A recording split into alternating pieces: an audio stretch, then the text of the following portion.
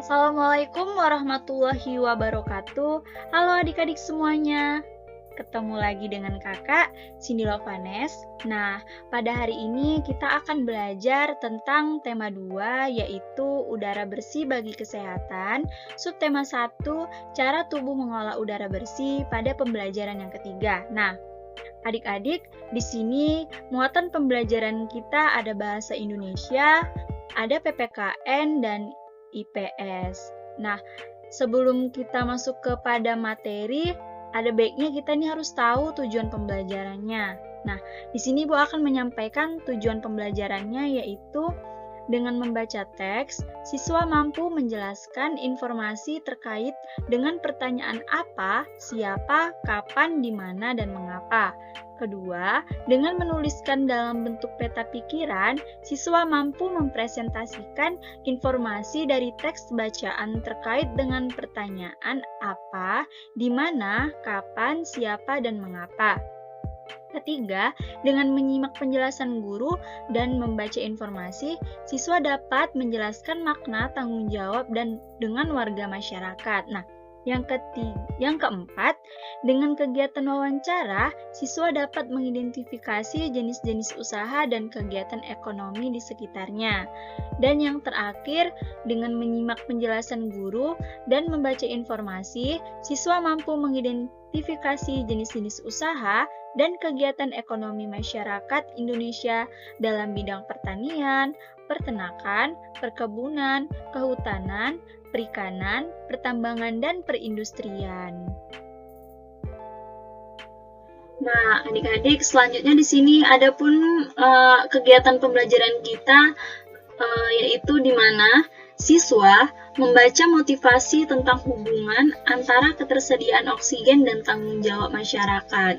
Di sini, guru mengajak siswa untuk pergi ke bawah pohon rindang. Kemudian, siswa diminta untuk menghirup udara segar di bawah pohon. Guru juga mengajak siswa ke halaman tempat upacara di mana tidak ada pepohonan. Kemudian, siswa disuruh menghirup udara. Lalu, di sini siswa juga disuruh untuk menyebutkan nih perbedaan antara menghirup udara di bawah pohon dan di halaman tanpa pohon. Jadi, siswa dapat menjawab perbedaan tersebut, di mana jika di bawah pohon atau tumbuhan yang menghasilkan oksigen atau gas yang kita gunakan untuk bernapas. Jadi, jika kita di bawah oksigen lebih banyak dan akan lebih sejuk. Sedangkan jika menghirup udara di halaman tanpa pepohonan, dia akan merasakan sedikit sesak karena hanya sedikit oksigen dan juga udara yang bersih, dan akan menjadikan udara itu sedikit berpolusi. Oke, kegiatan selanjutnya siswa diminta untuk membaca teks Hari Menanam Pohon. Nah, di sini ada teksnya Hari Menanam Pohon. Oke, di sini siswa akan membacakan teks tersebut, yaitu di mana Indonesia dikatakan sebagai paru-paru dunia. Sebutan itu disematkan karena di Indonesia terdapat hutan yang sangat luas. Daun-daun di hutan mengeluarkan oksigen berlimpah. Oksigen merupakan unsur penting bagi kehidupan. Namun sayangnya, hutan kita semakin berkurang akibat kebakaran atau penerbangan pohon di hutan secara liar. Oleh karena itu, pemerintah bersama rakyat berusaha untuk mengurangi kerusakan hutan tersebut. Salah satunya upaya yang dilakukan yaitu menanam kembali pohon di lingkungan. Jadi, sebagai manusia, kita harus menjaga lingkungan kita agar tidak terjadi yang tidak kita inginkan. Seperti ini, kerusakan hutan ataupun kebakaran hutan, gitu ya.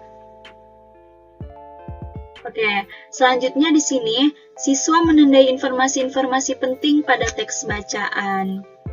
Nah, informasi penting itu pada umumnya akan menimbulkan beberapa pertanyaan pembaca terkait teks untuk lebih bisa menggali informasi lagi. Oke, selanjutnya di sini siswa melengkapi peta pikiran pada buku siswa dengan menuliskan jawaban pertanyaan sesuai isi teks Hari Menanam Pohon. Nah, di sini ada peta pikiran di mana siswa akan menjawab pertanyaan yang ada di kotak ini.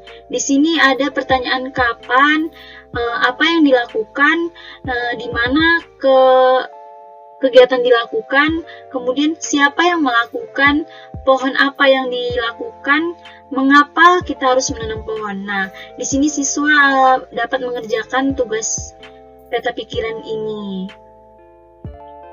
Dari peta pikiran yang sudah dilengkapi oleh siswa tadi, di sini guru membuat kegiatan lanjutan, misalnya siswa mendiskusikan jawaban setiap pertanyaan pada peta pikiran yang tadi, kemudian secara bergantian siswa mempresentasikan peta pikiran tersebut, kemudian dipresentasikan di depan kelas. Oke. Selanjutnya di sini, siswa mendengarkan penjelasan guru bahwa menjaga lingkungan sekitar dengan cara menanam pohon merupakan salah satu tanggung jawab kita sebagai warga masyarakat. Semua warga masyarakat mempunyai tanggung jawab dalam menciptakan kenyamanan dan keamanan lingkungan di tempat tinggalnya.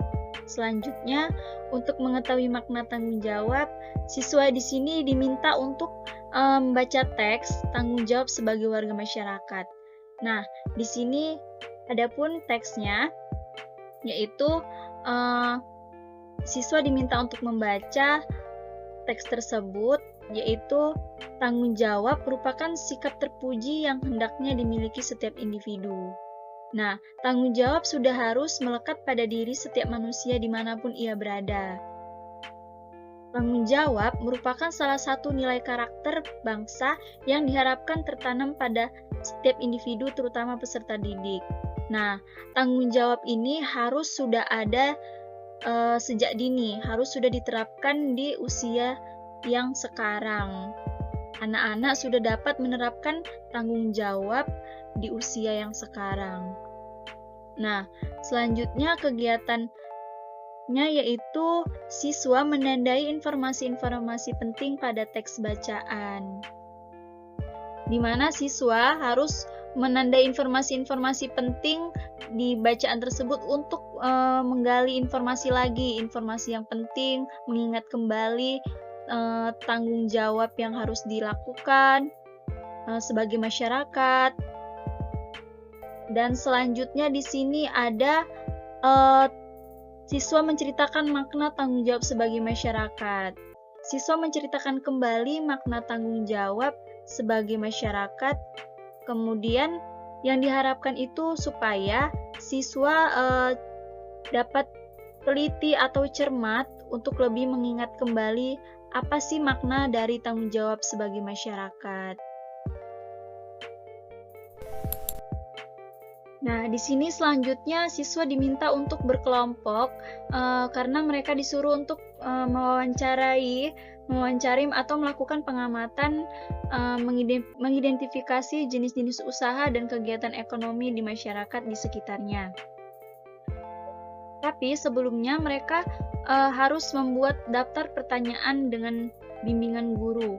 Daftar pertanyaan tersebut itu sudah disesuaikan dengan informasi yang ada di dalam buku siswa. Nah, selanjutnya setelah mereka melakukan kegiatan wawancara itu dilakukan secara berkelompok dan setiap pewawancaranya itu harus membacakan hasil wawancaranya. Dilakukan kegiatan pengamatan atau wawancara di lingkungan sekitar tentang mengidentifikasi jenis-jenis usaha dan kegiatan ekonomi di masyarakat supaya siswa mengetahui macam-macam jenis-jenis usaha atau kegiatan ekonomi, misalnya dalam bidang pertanian, peternakan, perkebunan, kehutanan, perikanan, pertambangan, dan perindustrian. Nah, selanjutnya di sini siswa diminta untuk membaca teks bacaan jenis-jenis usaha ekonomi masyarakat. Jenis-jenis usaha dan kegiatan ekonomi masyarakat Indonesia dalam bidang pertanian, peternakan, perkebunan, kehutanan, perikanan, pertambangan, dan perindustrian. Nah, di sini siswa diminta untuk membaca teks tersebut. Apa sih yang dimaksud dengan kegiatan ekonomi? Kegiatan ekonomi adalah semua kegiatan yang dilakukan manusia untuk memenuhi kebutuhan hidupnya. Sebagai negara kepulauan, Indonesia dikarunia sumber daya alam yang melimpah. Pemanfaatan sumber daya alam tersebut dapat dilihat pada berbagai bidang usaha. Ini contohnya adalah agraris. Di Indonesia dikenal sebagai negara agraris karena disebabkan kebanyakan penduduknya itu bermata pencarian sebagai petani. Nah, usaha agraris meliputi kegiatan pertanian dan perkebunan. Hasil pertanian dan perkebunannya itu antara lain padi, jagung, ubi, kedelai, dan sebagainya. Adapun peternakan hewan kecil, peternakan hewan besar, dan peternakan unggas.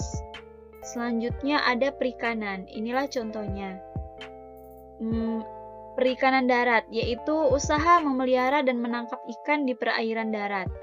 Perikanan darat terdiri atas perikanan air tawar dan perikanan air payau. Nah, kegiatan yang terakhir itu siswa menandai informasi-informasi penting dalam bacaan teks tersebut. Teks jenis-jenis usaha ekonomi masyarakat. Di sini menandai informasi-informasi penting yang ada di bacaan tersebut itu menunjukkan untuk memahamkan kepada siswa tentang jenis-jenis usaha dan kegiatan ekonomi di masyarakat Indonesia, agar pengetahuan siswa bertambah dan keterampilan siswa itu dalam menyajikan hasil wawancara dalam bentuk laporan tertulis dapat lebih baik lagi dan lebih terbiasa lagi untuk melakukan pengamatan dan kemandirian siswa dalam mengerjakan tugas. Baiklah adik-adik, setelah pembelajaran sudah kita lakukan bersama-sama dan materinya sudah kakak sampaikan, marilah kita buat kesimpulan. Nah, kesimpulan pembelajaran kita hari ini yaitu sebagai masyarakat Indonesia, semuanya itu harus mempunyai tanggung jawab dalam menciptakan kenyamanan dan keamanan dalam lingkungan di tempat tinggal kita. Dan jenis-jenis usaha ekonomi masyarakat di Indonesia itu ada banyak, yaitu dalam bidang pertanian, peternakan, perkebunan, kehutanan, perikanan, pertambangan, dan perindustrian. Nah, di sini kakak mempunyai 5 buah soal host untuk adik-adik yang harus dikerjakan dan dikumpul di grup WA paling lama pukul 5 sore. Nah, soal yang pertama itu, jelaskanlah bagaimana cara meningkatkan hasil produksi sektor agraris. Di sini adik-adik disuruh menjelaskan cara meningkatkan hasil produksi sektor agraris. Yang kedua, kegiatan peternakan dapat dilakukan dalam skala kecil ataupun besar. Usaha peternakan skala kecil dilakukan oleh pendudukan, peternakan skala besar biasa dikembangkan oleh pengusaha atau pemerintah. Dan pertanyaannya itu adalah, apa peran pemerintah dalam meningkatkan mutu peternakan di Indonesia? Dan yang ketiga, hutan Indonesia berperan penting sebagai paru-paru dunia dan berfungsi sebagai tempat berkembangnya berbagai fauna. Namun, apa yang mengakibatkan menyempitnya kawasan hutan di Indonesia? Nah, di sini adik-adik diberi pertanyaan, apa yang mengakibatkan menyempitnya kawasan hutan di Indonesia? Adik-adik dapat menjelaskannya ya. Kemudian nomor 4, apa yang menjadi keuntungan setiap pelaku jenis usaha industri, perdagangan, dan jasa? Kemudian yang terakhir, menurut pendapatmu, bagaimana cara menghargai produksi dalam negeri? Nah, di sini di soal nomor 5 ini menurut pendapat adik-adik, bagaimana cara menghargai produksi dalam negeri? Oke. Baiklah, sekian pembelajaran kita pada pagi hari ini. Semoga adik-adik dapat memahami materi yang sudah kakak sampaikan, yang sudah kita pelajari bersama-sama. Ibu akhiri, Assalamualaikum warahmatullahi wabarakatuh dan selamat pagi.